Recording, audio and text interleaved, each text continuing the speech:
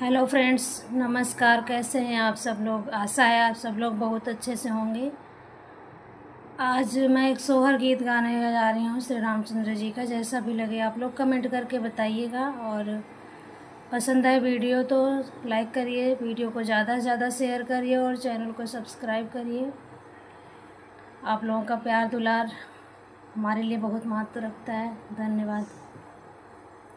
कि जेहि दिन राम के जन्म भय, धरती आनंद भई, धरती आनंद भई हो।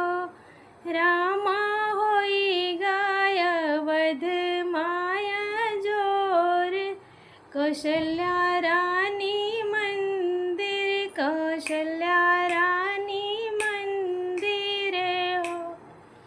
रामा होई गाय वध माया जोर, कौशल्या रानी मंदिर, कौशल्या रानी मंदिर हो।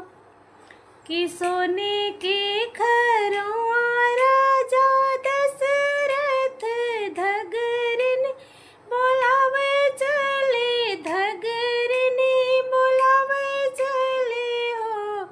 धगरन छीनाओ राम जी के नार, सोहर हम सुनबै, सोहर हम सुनबै हो।